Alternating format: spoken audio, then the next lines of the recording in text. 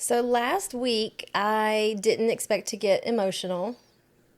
I expect you to get emotional. I did not expect to get emotional. I did not really. I mean, it's been, 12, we decided 12 years, so I Yeah. really didn't expect to get emotional. And I really was caught off guard with the number of responses that we got from people. And not caught off guard, I was like impacted, very much impacted by the responses that we got from people. So that I'm really glad that we did that. So here we are. Are you Here going we to try are. to make me get teared up again? Is that what it is? That's your goal for this podcast? Episode number 14? Yes. If you've tuned in to see if you can argue with your spouse and still be madly in love, you're in the right spot. I'm Kent. And I'm Annie. And we're the Kilkos. Sound like a game show. We're your host of Life's Little Arguments. We're not trained experts in love and marriage. Actually, we might be quite dysfunctional, but we have been happily married for 16 years. Debatable. Not only will we share all the ups and downs of marriage, but the ins and outs of raising his and her kids, growing through new jobs and opportunities, and our latest obsession, our empty nest babies, our dogs, Blakely and Lincoln. So if you hear ting, ting, ting across the microphone, they're probably walking across the floor. Listen in each week while we discuss our life, current events, random TikToks, and the little arguments that undoubtedly come up. Whether you're in a long-term relationship yourself or in a fresh new relationship, we hope you find our podcast fun, entertaining, and helps you realize there is a normal in life's little arguments. Hey, babe. What's up?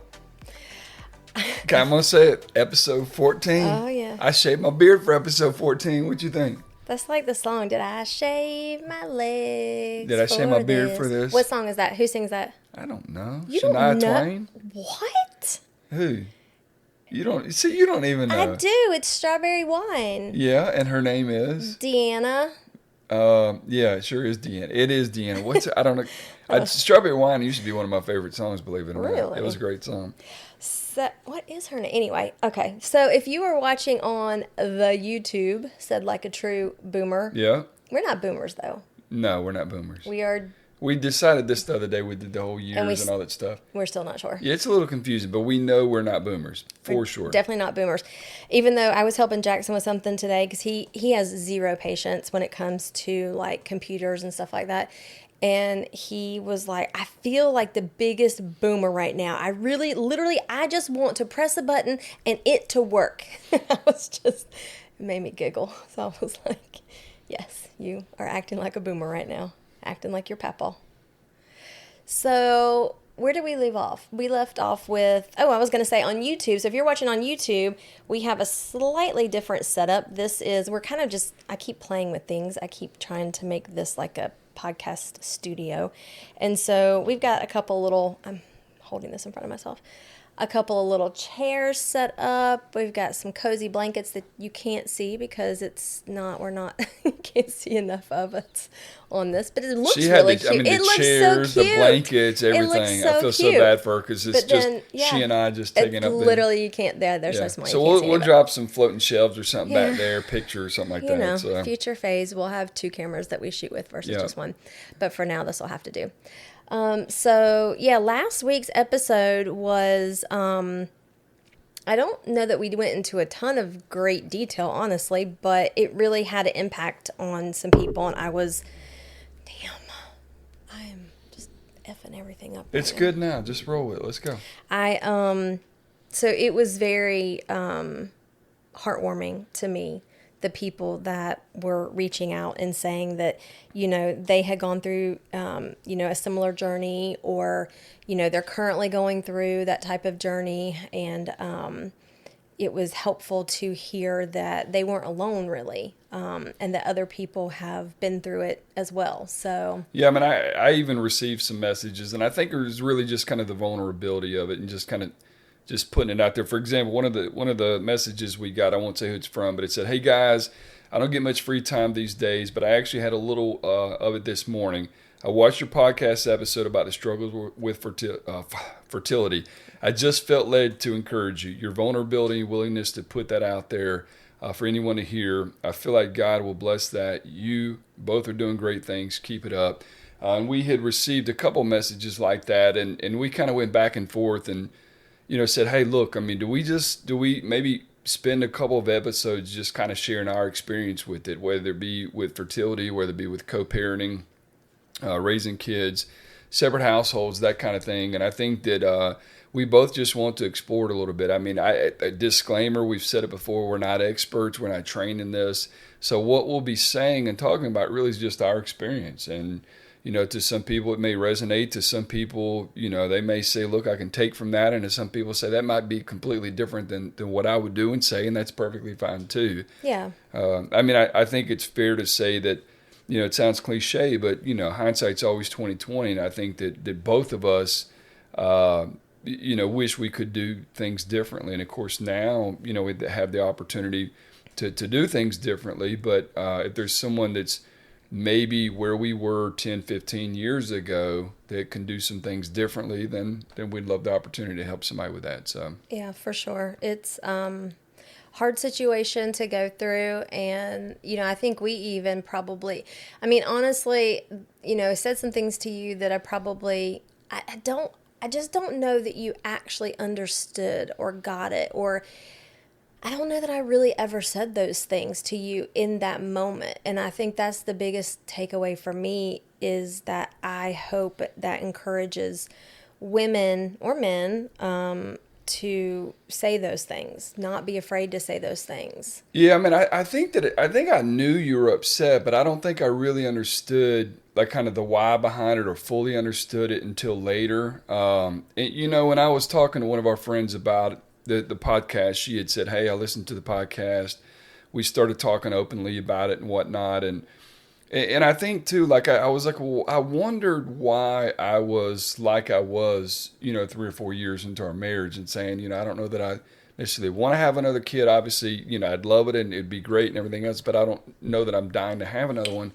And I think a lot of it was really just, Lauren's mom and I, when we got divorced, it just wasn't the easiest situation from jump. And I can't help but to think that I'm guessing that 3 or 4 years into our marriage, it was like subconsciously, I probably thought, man, what if this happens again and I have to go through this experience again? And I know that's not the right way to be, but I just can't help but to wonder in the back of my mind if that played into it somehow, simply because of how difficult some of the things were that I had to go through with Lauren. So, but yeah, I think just being able to communicate about it, and that's, I think what I was hoping most out of that last episode is that, if it's a couple that, maybe they just don't know exactly how to talk about it, sometimes just saying, hey, let's listen to this podcast, and just naturally listening to it, I think would probably spark some conversation. Because my experience is it's not normally, like once you get into the conversation, it's not very challenging. It's like, how do you start that conversation? How do you get it going without, sounding crazy, or without, offending someone or somebody being defensive? It's like, once you get into it, it's typically pretty good. So maybe there's an opportunity to just say, hey, look, let's listen to it together and let's see what that might do. So yeah, definitely. So we had some requests, and the whole point of this podcast was to talk. It kind of started just funny, like, she wants us to be comedians, and I'm like, we're not comedians. Okay, I don't want us to be comedians, yeah. And I know that I'm definitely not, but I definitely want to share the funny things that happen, of course. But and I feel like there is a lot of pressure because people will say that we love listening to you guys are so funny, and I'm like, but I'm not funny. So then it makes me feel like I have to be funny. So that's very talent is funny. Talent of the show is funny. Okay.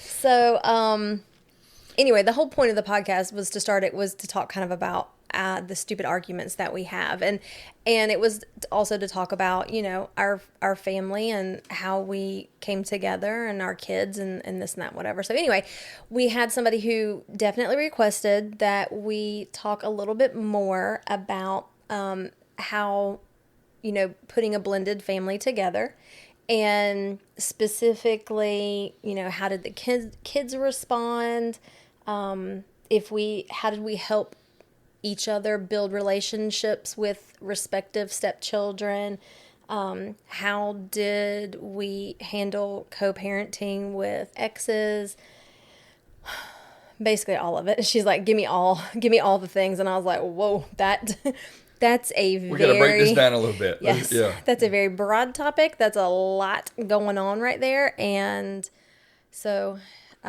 So this would be a place I would also say, so if you guys have any words of encouragement or ideas or suggestions or anything like that, please make sure that you're commenting and passing that on to us. Or if there's something that we say that maybe you see it from a different perspective, please pass that along as well. absolutely. Because again, we're not experts in this. We want everyone to benefit from it. But at the end of the day, it really and truly is just about this is our life, and we're going to share that with you guys, and hopefully it resonates with someone. Yeah. So kind of I took what they were asking us to kind of go over, and I came up with a couple of questions, but maybe we just start with hers exactly. Like, Sure. Her first was kind of like, how did the kids respond to, I think, like somebody new coming in, which is very different for both of us because of the age gap in our kids. I mean, Lauren was very young. What was she, 3? Yeah, 2-3 years old. Yeah. 2, 3. Yeah. And then Jackson was, I think you came in right about 5. Yeah. So He's still in very. that teat. Shut up! Oh my God, you kill me. So very, very different times in their life, and I think it was probably more difficult for Jackson from that standpoint, and probably just the boy with the stepdad coming in. That relationship is just, I think, probably naturally a little bit more difficult relationship.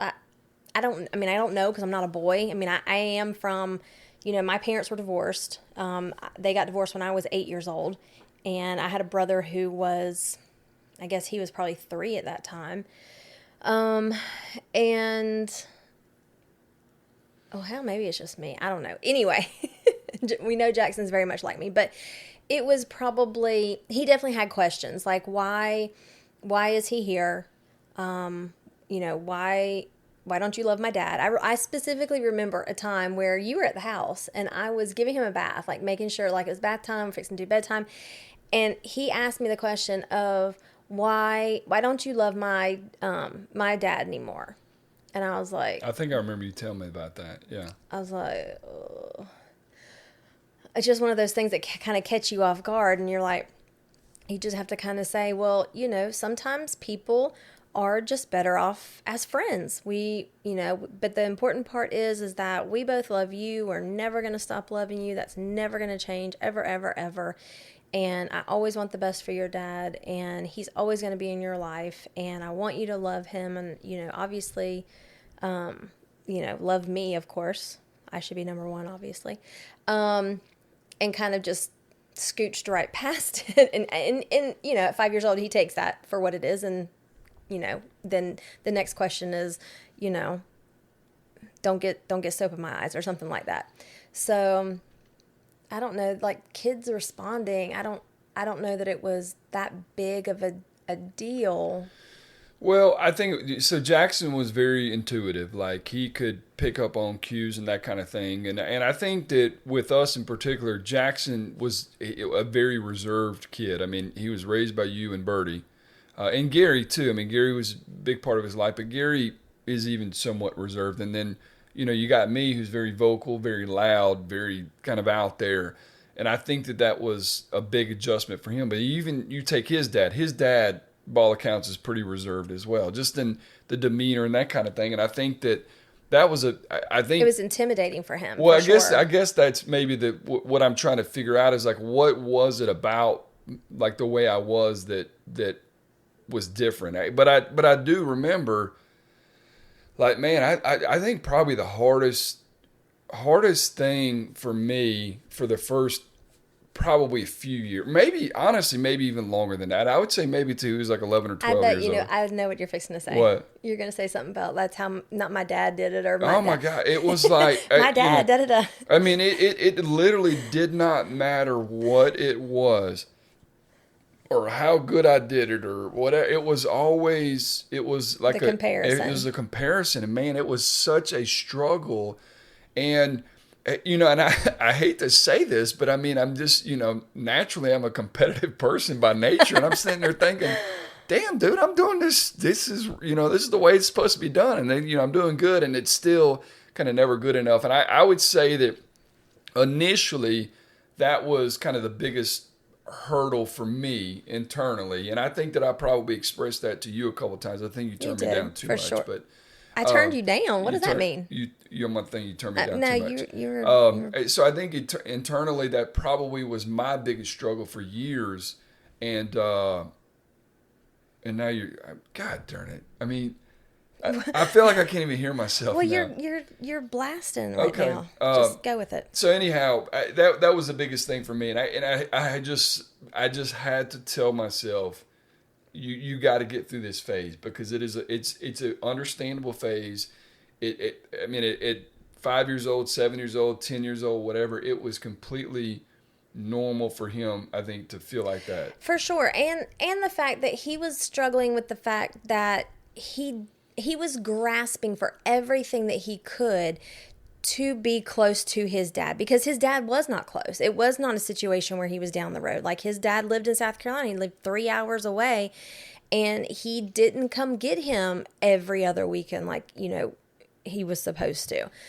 He didn't come to Jackson's baseball games. He didn't go to school functions. Honestly, I feel like he saw Jackson play basketball. What am I saying basketball for? Baseball. Well, basketball too, but yeah. Well, I think he saw Jackson play baseball one time that I can remember. I remember him being at one tournament. I remember, but let's just say 2-3 times tops. Which is a big deal. That was a big part of Jackson's life. And so he was doing everything that he could to, I think, hold on to that relationship with his dad. That was very important to him. And, hindsight, I wish I had done more to make Dennis be more part of Jackson's life, because I didn't. I was like, that's on you. If you are screwing these things up, you get one shot at it and it's over. Like, if you blow it, like, that's on you. And hindsight, I don't think that's the right thing to do. I think I should have been a little bit more persistent. Now, I do think there is a difference in being persistent and keeping him up to date, like saying, this is what happened in school, or this is what's happening in baseball right now, when Jackson's not at a point where he can really, I don't know, relay those. Himself, yeah. Or, here's his schedule. Are you going to come to these games? Like, kind of thing. More persistent from that standpoint, not pestering him and then telling him what a piece of crap he is for not coming. Like, that's not the way to go about it, in my opinion. And I didn't do that. I basically said, it's on you to make an effort. And if you don't make an effort, then Jackson's going to realize that down the road.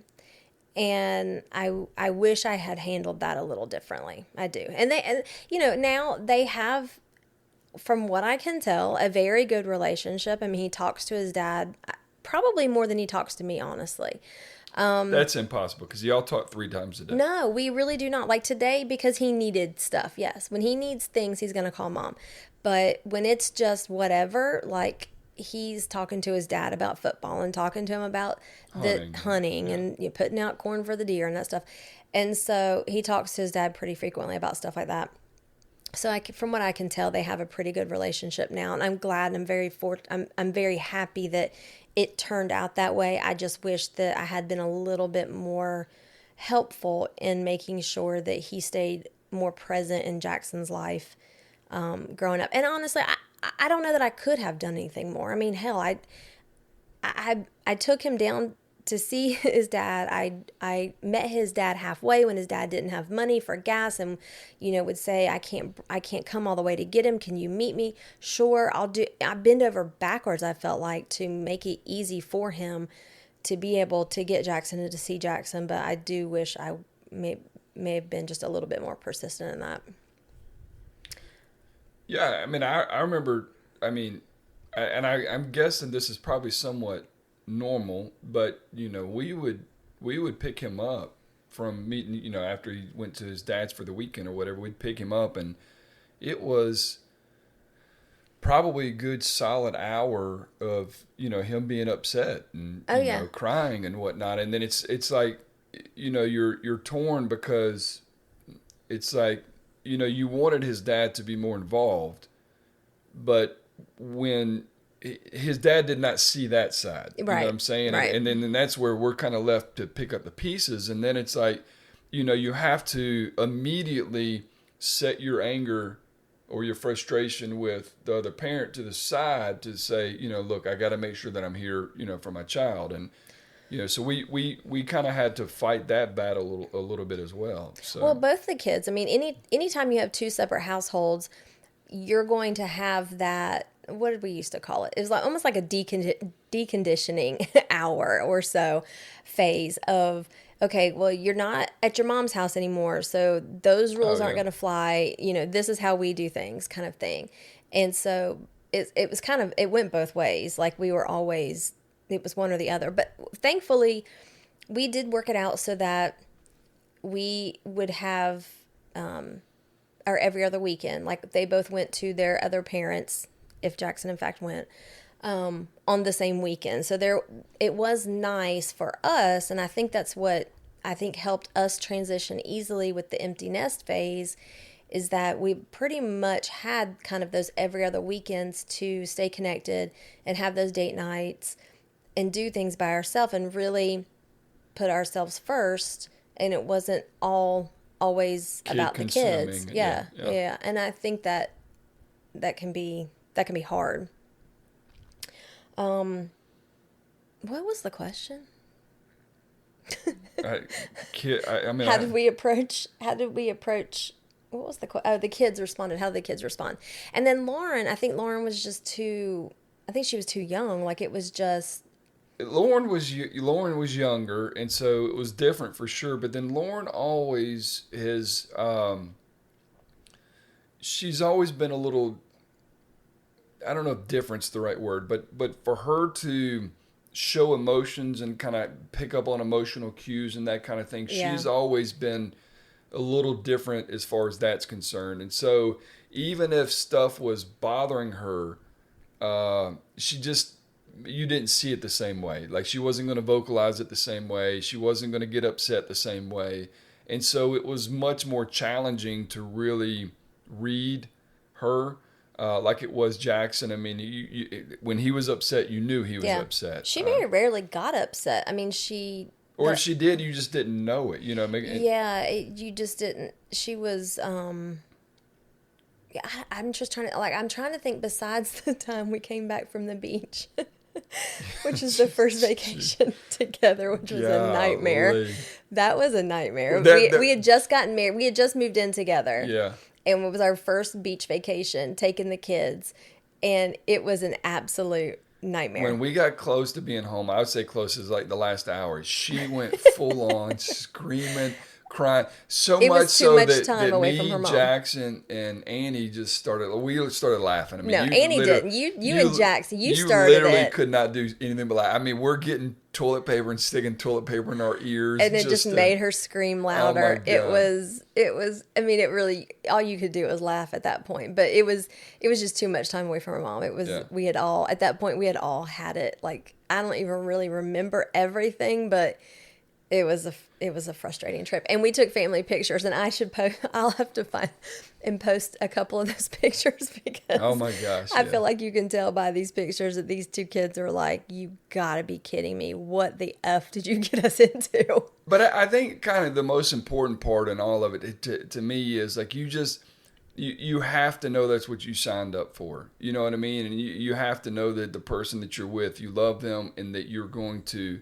see through this. Because even in, I mean, a good relationship, even, when everyone's on the same page and everything else, there's still going to be some real challenges that, you're not that person's parents. And they're going to know that until they earn trust. I think that was the biggest thing. Yeah. When I think about like when did I have a breakthrough with Jackson, I think it just took years for him to trust that I was going to be there, that I wasn't going to run away from you, that I wasn't going to run away from him, that I was the man of the house, that, I went to work every day. I mean, I provide, all the things that you're supposed to do. And I think over time, it took forever. I feel just like. had an epiphany, actually. So I'm from a divorced family, and I was 12 when, well, I was 12 when they got my mom married Gary, and I must have been, I don't know how many years they were together. So I'm just going to say from 10 to 12 probably.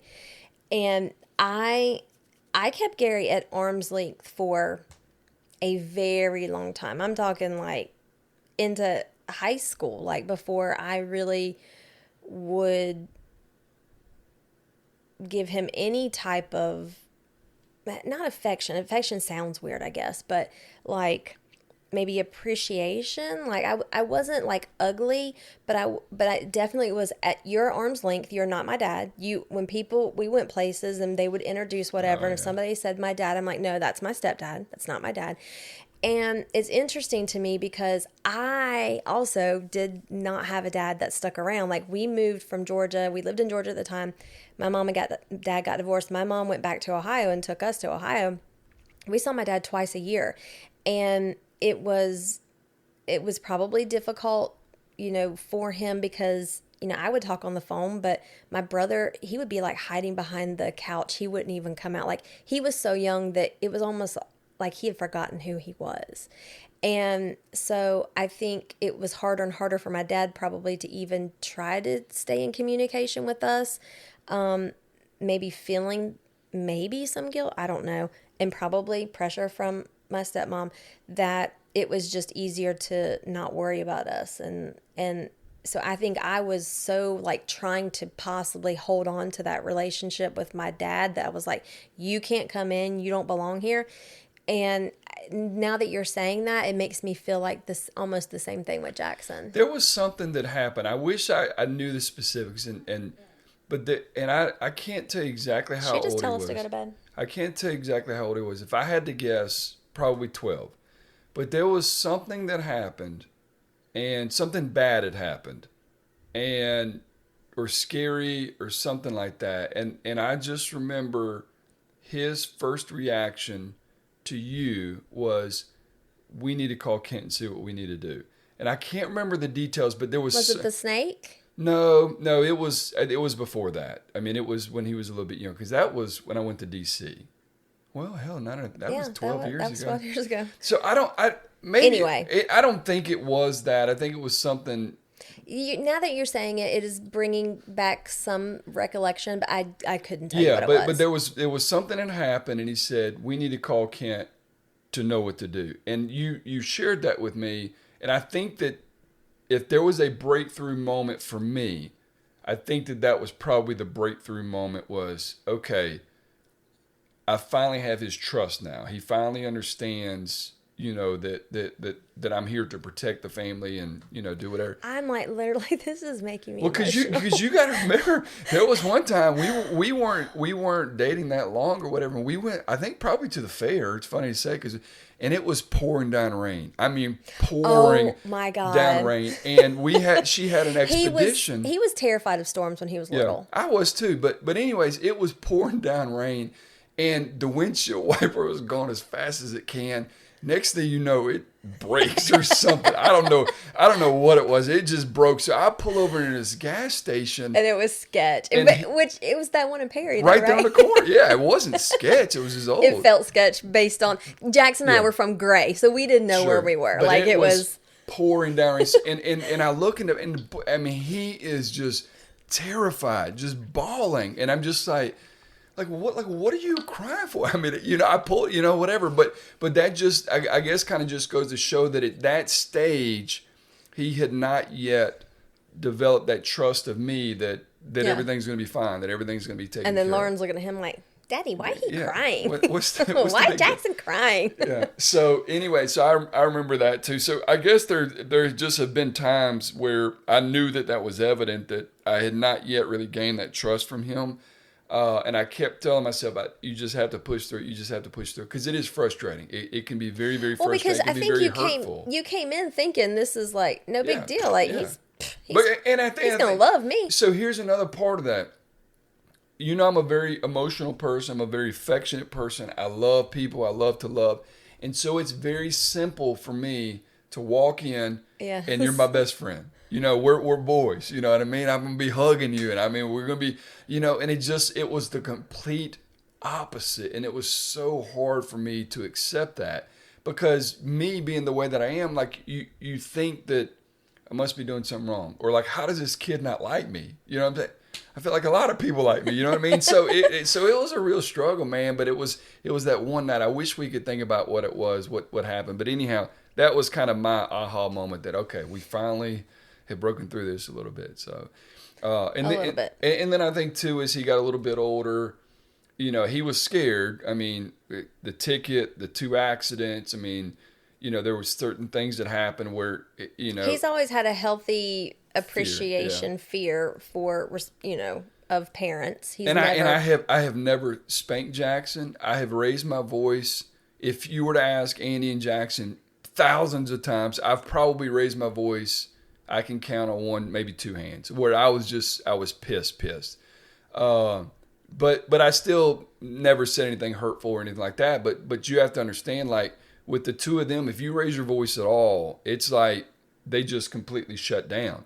Annie doesn't shut down anymore. She just yells louder and cusses more now.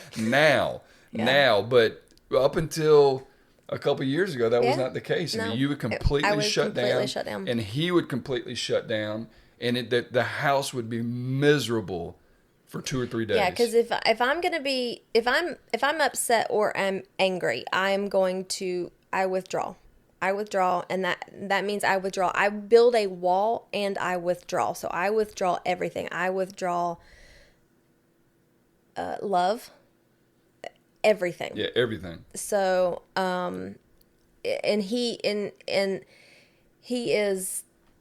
gets quiet as well. So he withdraws. He withdraws probably, but I'm you got to understand too. Like I am his safe zone, and I've said that to many moms, many moms, that especially I think when you are in that divorce situation, that typically the mom, who is typically the primary parent, you are the safe zone. There are so many things that they will not say to the other parent that they will say to you, and it's not fair. It's not fun. You take the brunt of everything. Everything is your fault. But that's okay because you are their safe zone. They would not do that if you were not their safe zone. And I think I had to tell you that many times when, he was never really disrespectful, but he would get sassy. And I had to let some of that come out. You can't constantly like tell them they can't have these emotions, especially like little boys and little girls. Like when they start going through these hormones start racing through their body, like they got to be able to get some of that out. And that was just my thing, is that I'm his safe zone. He's never going to tell his dad the things that he really wants to say to his dad. He never will. And I never have. My dad will probably die, and I will never, oh God, I'm going to get emotional. I will never probably ever have a conversation with him and tell him all the things that I really probably should say. And Jackson probably never will say the things to his dad that have been hurtful to him over the years either. And that's just the way that it is.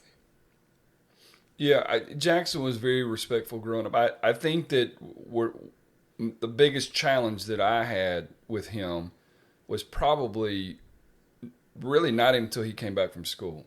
Like that, when he went off to college and then he came back for that year was by far, without question, the hardest year in our relationship. It was, but there were a lot of other things going on that I think are... That's true. I don't think that was because of Jackson. I think that was your situation, honestly. I think it was absolutely a combination of both. But I remember, I feel like when I was growing up, I was a pretty respectful kid. I stayed out of trouble and everything else. But I remember even when 17, 18 years old, that time frame, that my dad and I struggled during that time. And probably even my mom too, but not nearly as much as my dad and I. But no, because Lauren's senior year of high school, which would have been the time we're talking about was really. There were so many things going on that Yeah. So maybe it wasn't that. Maybe it was just a combination of all it the was like, stuff. But well, let's just say what it is. Like, you were working from home from New York Life at that particular point, and so you had too much time. If I'm being honest, if I'm being real honest, you had too much time on your hands. You had too much time on your hands here at this house. So every single thing he did worked your nerves. Everything. The kid could not do anything. And I, yes, you're gonna call me, what do you always say, defensive lineman or whatever you call me. Like, I'm gonna take up for him. I'm not gonna sit here and allow you to just pick on this kid who is doing absolutely nothing wrong. There are other things bothering you that you don't either want to admit or to talk about. hindsight, I agree with that. Yeah. Yeah. Because there were some times that I was like, don't ask me to choose. Do not ask me to choose between you two. Yeah. I would know. I don't want to put you in that position, like a final choose, because I don't want to go there. But So I mean, I don't know how we're going to talk about this broad topic in just even 2 or 3 because we're 35 minutes into it. We've only talked about one little bitty thing, but I guess really the point is you have to see it through. They have to see that you're going to stay. They have to see that you're not going anywhere. They have to see that your mom, their parent, their whatever, trust you. And it is hard. It is so hard, man. You talking about being compared? That's tough, man. Especially when you're like, hell, I'm the one going to the games. Yeah. I'm the one going to the school. I'm the one, doing these things. And it's just like. And, in the end, he finally came around and he realized that. I agree 100%. More times than I can count, sent both of us text messages and, said things that let us know that he recognized how much you were there for him and I agree 100% what you've done for him. And so, that's the other thing is they're going to realize it. It's going to all come back. It might be when they're 18. It might be when they're 25. They do end up recognizing everything that, that you put in to make their life good, and help them.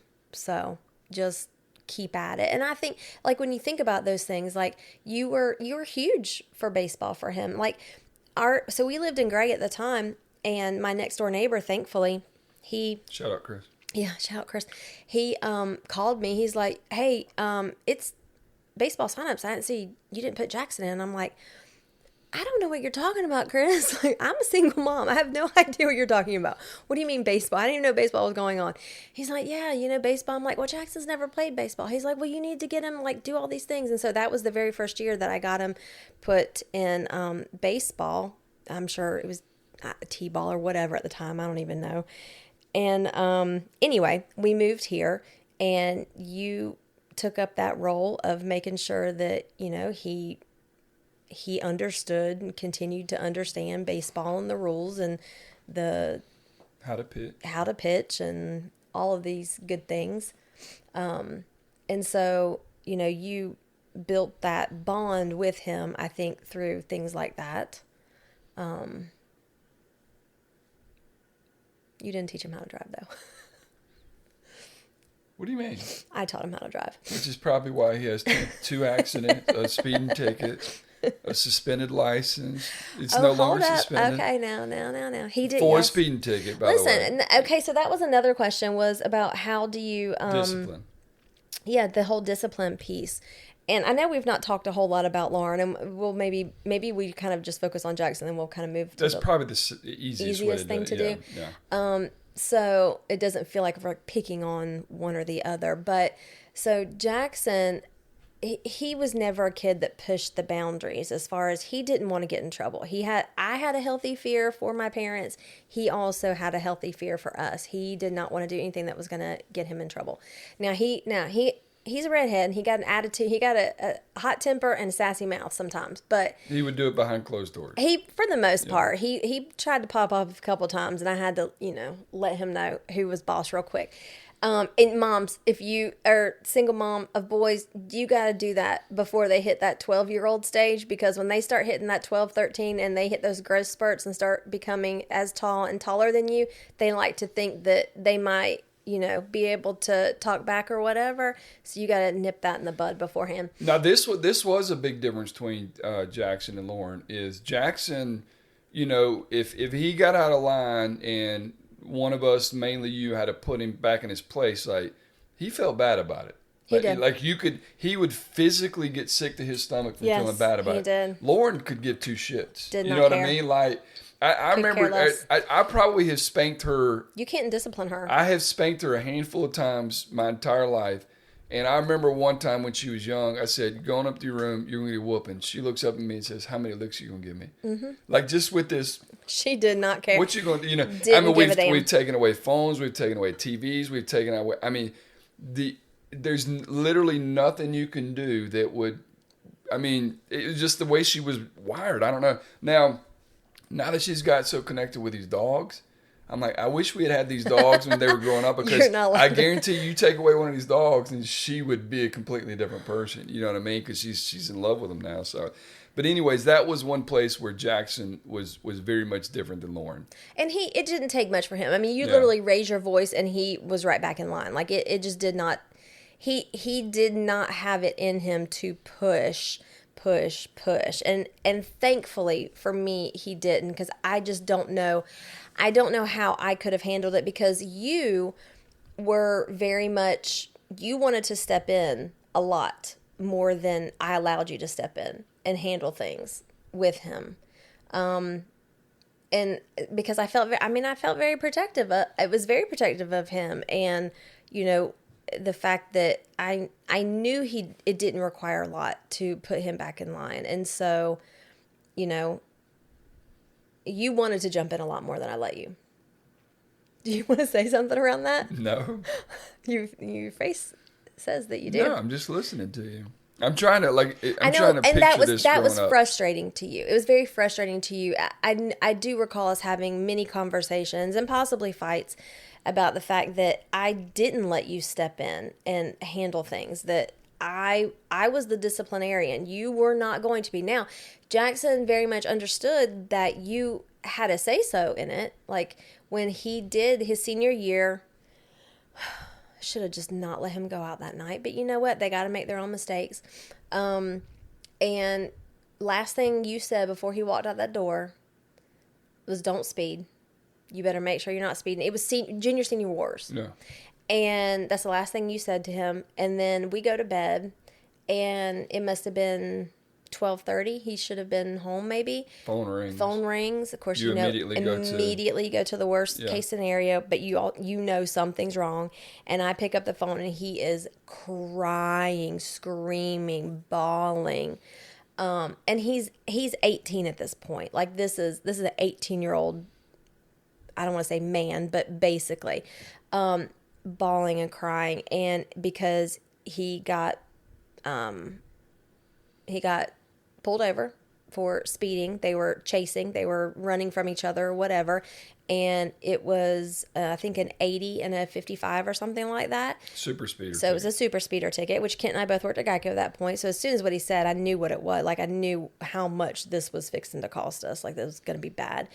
And I didn't have to go get him. They let him come home. Yeah. He was like, and it was a state patrol. He said, I could arrest you right now. I could arrest you right now and take you in, and have your vehicle towed or whatever. He said, but I'm not going to do that. He probably saw Jackson was scared shitless. Probably. He wasn't a smart ass to the cop or anything like that. Yeah, and so he's the first thing, once I can get him calmed down to say, is everything okay? Is anybody hurt? Are you hurt? Whatever.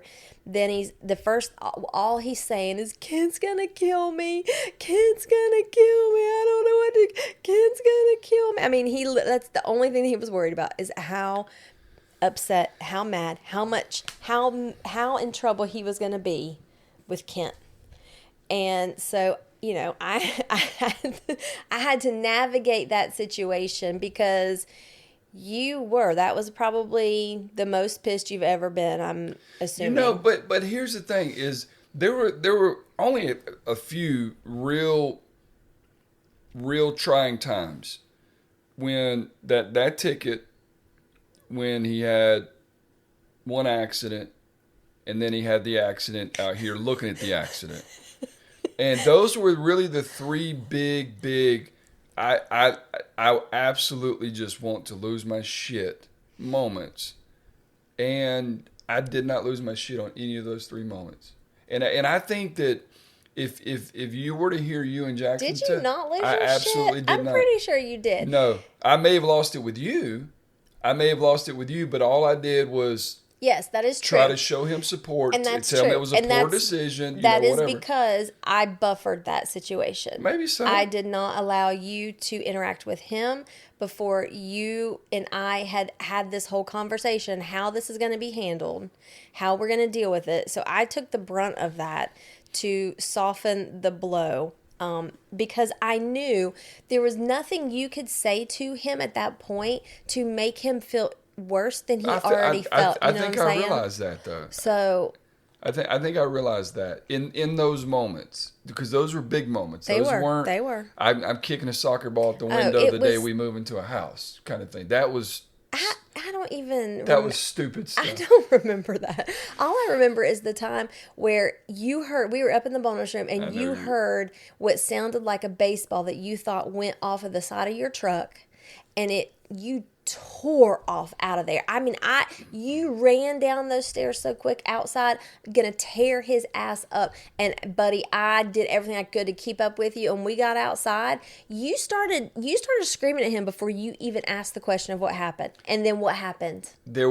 Hold on. Tell what happened. I don't remember what happened. The ball hit the water meter. Yeah. Okay. In the yard. Okay. No. I need you to recognize this. Sure. Ball hit the water meter. And this was at a time where he thought it was a great idea to hit real golf balls in the front yard. Now, granted, we have a neighbor to the back, we have a neighbor to the side, we got cars, and he's not great at golf at this time. I said you were not going to, because he, for whatever reason, thought it was a great idea to hit golf balls in your front yard and the backyard too, by the way, which also doesn't make any sense. He's like 12. But, I mean, like, right, but instead of saying, yeah, that doesn't make any 10. sense, he was like, Kenny, he's only 12, whatever. So it was at a time where I had already told him multiple times, do not be outside hitting golf balls. And then I hear that noise and I flip out. Agree 100%. Guilty. And I would do it again today. But you wouldn't, because I didn't. No, no, sir, that was not fixing to happen. You're not going to scream first and ask questions later. Okay, so you buffered a good bit of it, but I really and truly feel like in the times where shit really hit the fan and I knew it was serious, I feel like that you guys don't give me enough credit for that. I don't think I don't give you credit for that. I mean, I think I did a good job managing you. You did. But I do, but I will say that. So I always gave you. I always gave you. Well, that's what I'm talking about. I always gave you a say so in like what the discipline was going to be. I agree. You did a great job with that, and we would typically talk about that behind closed doors. Yes. The next day or whatever the case may be. Because honestly, the kids waiting to know what the discipline is usually worse than the discipline. If you don't know that already, that's a little parenting secret. Well, at least for Jackson. For Jackson's type, it is because he literally would get sick to his stomach. Yeah, he would be so stressed. So the question I think is, okay, when we did that, was that a parental tactic? Or was that because if you waited till the next day and you and I had the conversation, you could say, Kent said this is what the punishment's going to be? No. Now that I'm hearing you say that, I'm like, I guarantee that's why she did that shit. So you can blame it on me that the punishment was going to be this because Kent and I talked and this is what we said or this is what he said. I guarantee you. No. I never threw you under the bus like that. I wanted to make sure he understood that it was coming from both of us and that you had a say-so in it. But neither one of us ever really spanked the kids. We didn't talk down to the kids. I think I said this in the last podcast or maybe the podcast before.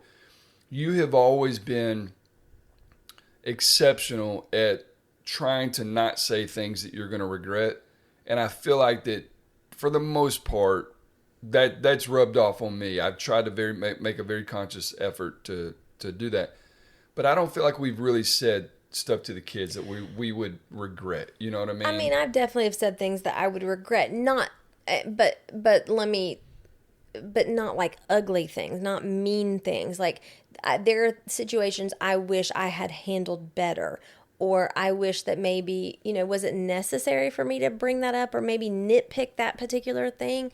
I regret those type of things, but no, absolutely not. I'm a firm believer in you cannot take words back. You can, and that's because I hold on to them. I don't care if you say something to me and then you come later saying you're sorry. Okay, cool. I can accept your apology, but I will never ever forget it. Trust. I will never forget it, and I will never forget how it made me feel. And so I try very hard to not do that to other people. So between us, like as parents, what do you think was the most important thing, one or two things about discipline as a topic in our household? I think first of all, thankfully we didn't have to do a ton of it, I feel like. I think I don't know, I guess coming to an agreement on things. Maybe together. Yeah. I mean, I'm trying to think before we got married, we talked a ton about, financial things, but we talked about, did you want to have kids or not? And, we talked about, religion and, beliefs and stuff like that. I don't remember us talking about how we're going to discipline kids. I don't think we did. I think we took all of that for granted. We're just like, we'll figure it out. Well, and it was hard. It was so hard. I had so much guilt.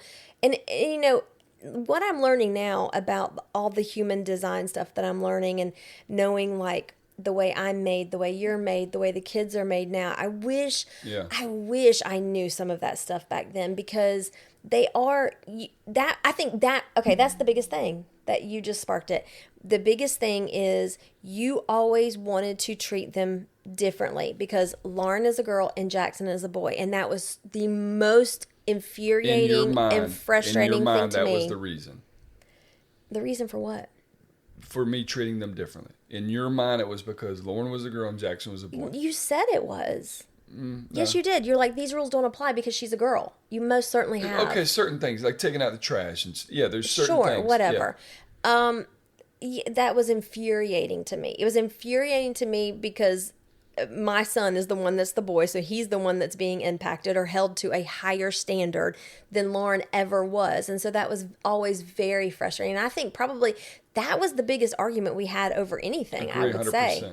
No matter what it was, it kind of always came back down to that, I feel like. You made it always about that, yes. Babe, it was about it. And when the time came to it, Lauren got to that particular age, guess what? Happened exactly like I fucking said it was going to happen. Yeah. You didn't give a shit anymore at that point. Or she's a girl, it's not that big of a deal. Well, it was a fucking big deal when Jackson did it. Okay. So now that you understand human design, what would you do differently? I think I would just understand how maybe we process things a little differently, how we communicate differently. And I just think that would, understanding everybody and how they communicate, it's mostly the communication piece and how everybody needs to communicate, how you need your downtime, or when I say you, I mean me. My alone time, is very important, and all those type of things impact all of it. But I think hindsight, I think we probably should have had some discussions around, when these type of things happen, how are we going to handle it? And I guess there's really no way to know necessarily. Yeah, if one's 5 and one's 2, whatever. It's like, but we never we never broached that conversation at all. You're right, and I don't know that it would have made a difference. Honestly, I think the reason why we probably didn't talk about it is because like I saw the way you were, and I had met Gary and Bertie, and I saw the way they were. You had met my parents, and you saw the way they were. And I think that if either one of us was like grossly concerned with it, you know, there's yelling and there's bickering and there's fighting, there's, you know, alcoholism, there's all these things. I think if it had any of these things kind of shown up, I think it probably would have been, okay, we need to make sure we're talking about this. Sometimes you just don't know those things until you've moved in and you've lived together. I mean, some of those are growing pains. They're growing pains from moving in and living together. And some of it was, you know, I uprooted Jackson when did we get married? What year did we get married? At 8 years old. I uprooted him at 8 years old from a life that he was living in Gray. He had school and friends and sports. And, you know, that was a hard decision for me, and it was very hard for him. So then the fact that it was hard for him made it even harder for me. And so I definitely that first year was tough just from that standpoint, because I had guilt that I was doing that, you know, for my happiness, but what was it doing to Jackson? So that's a lot of levels, y'all. There's so many. I mean, the more we talk, I'm just like, damn, I forgot about all that, and it was tough. Well, because we literally could have an episode just on kind of the mom guilt around this. Oh God, you know what I mean? For sure. Because I think it's probably fair to say that I don't know. I'm completely stereotyping. Maybe I'm way off here, but I feel like that the mom probably makes more sacrifices. Oh, for sure. What do you mean? Than the dad would. Are you?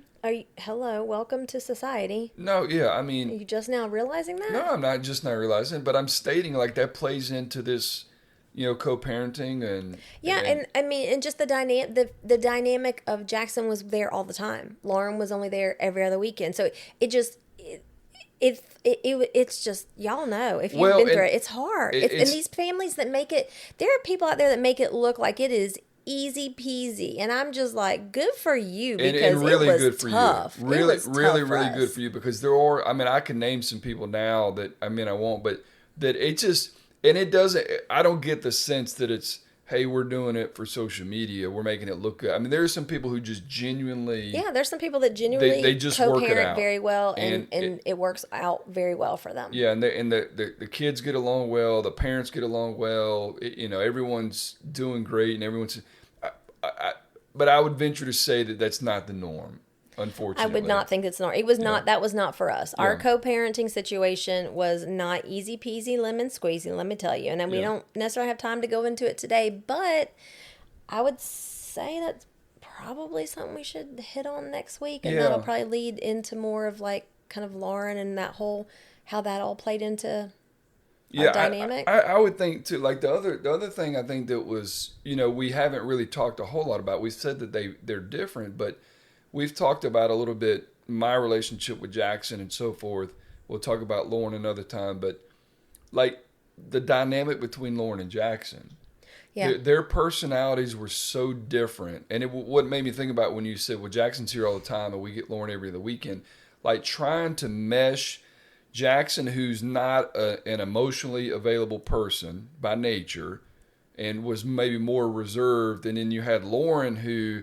Just like you. When she was little, she would just, which I guess, like, I mean, she's wide open. She's loud. Yeah, but she's never been one that's, like, been emotionally, I don't want to say emotionally available, but she's not a very affectionate person. She sometimes maybe can kind of misread emotions and personality and that kind of thing. And so, like, to try to get those two to mesh, I think, was probably as much of a challenge as what anything makes me I feel like what makes that relationship, like what you're saying, stand out is when we went to Disney with your mom and your dad took us all to Disney. Mm-hmm. And and they were little. I think you had just proposed, so we're not living together. We're not married at this particular point, and we got we got one of those the strollers, those huge strollers, right? And so we were like, it was late, everybody's tired, the kids are tired, and I'm like, just get the stroller, put them in the stroller, do whatever. And we're trying to stay till the fireworks. And they're watching a show that it was in front of the castle. In front of the castle. Yeah. And I can't remember what it was on video. I had it on video. Yes, I was trying to get their attention. And Lauren is just like, she's dialed into the show. And, and I'm recording, and Jackson, I'm like, say hey to the camera, and Jackson's like, hey, and he's got a sucker, and I'm trying to get Lauren's attention. I'm like, Lauren, and just dialed in. She's dialed in. I'm like, Lauren, and she dialed in. She dialed in. I'm like, Lauren, and Jackson's like, he does like that, and his face was just like, she's trying to talk to you. Look at the camera already, or something like that. And that was their dynamic. Like, it was, and then he got very frustrated by Lauren. She got on his last nerve because she was loud, and then I think they went through a phase where she was looking up to him and wanted to have that big brother kind of dynamic, and he wasn't fully there yet. And then, of course, when everything got between she and I, that kind of set, but now I feel like everyone has just matured. Yeah, of course. 100 times over. I mean, that's what's supposed to happen when you grow up. Yeah. But it was, so that dynamic was tough too. So, I mean, I think a lot of times when you think about like divorced parents and co-parenting and stuff like that, it's always about, okay, well, how is the relationship between parents and separated parent, all that stuff. But I don't know that you normally hear people talk about the dynamics between the kids. And I think what made me think about is, I think there's this assumption that the kids are just going to fall right into line. Yeah. And that's not always the case, especially when you have two really kind of, I think, pretty different personalities, and getting kind of into the human design and all that stuff. And you almost wonder, like, I would have said things differently. I would have asked different questions. I would have approached this a little differently, because how they are, and how you are. Yeah, I think that's the biggest thing, and that's what I didn't say earlier, is you know how they are, so you do try to treat them, which I think you always should try to treat people based on, like, take them as they are. And I think we tried to put them both in the same kind of box. Like, we're going to do things exact same for both of you, because, and I know I did that from the standpoint of, because I wanted everything to be very fair. I was all about fairness. And so, you can't always do that. And I realized that. And so working with each of them and working with their strengths and what they're good at, and recognizing what they're good at versus nitpicking or picking on what they're not good at, or pointing out what they're not good at, or comparing them to maybe the other sibling, and why, well, they can do it, why can't you do it? Well, I'm a different human. So there's so many layers to it, gosh. Yeah. But it's been interesting. Definitely hasn't been a boring life, I would say. No, so Jackson and Lauren are both great kids, and Jackson has grown up to be a great man, and he's going to have a great family one day. And I do know that I played a part in it. You did. He has told me that multiple times, more so in the last year or so. So I appreciate that. I enjoy being a stepdad. I enjoy being a dad. We'll talk about Lauren more next time, but there's so many different dynamics, because then there's the dynamic of jealousy. Like, are you jealous of my time, Jackson taking my time? I jealous of Lauren taking your time? Like, there's so many dynamics in this whole situation. Yeah, it's insane.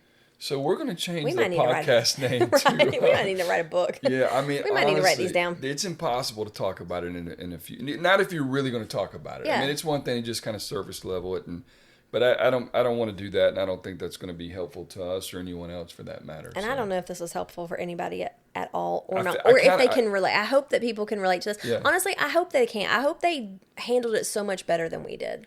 Yeah. I know there's so many things that I do regret and I would do differently. And, it's unfortunate that I can't rewind the clock and do things differently. It's important that I recognize that and try to do things better now. And I feel like I do.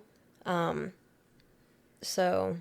it's hard. It's just hard. It's just hard. Yep. But having people to talk to as well that, maybe are going through it also or have been through it. Have made mistakes doing Yeah. You know what? I found, okay, so there's this app. We're going way over, but. No, real quickly. So I was kind of researching just some questions to ask or whatever. And so found that there is this app that apparently is being used by, like Court systems or whatever. And it's called Our Family Wizard. And it's a third-party tool that basically it has all kinds of things, ways for you to do video calls, regular calls, messages, has a shared calendar in there, has a place for you to put all of your documents as far as like immunizations, all the cool schools, kids' schools, Money school owed here, records, money owed owed here, there. money you've spent, money that's owed, all kinds of stuff. I thought it was pretty cool. And on the messaging piece, it has a tone meter so that as you're typing a message out, I would fail. your ex would have failed all the time.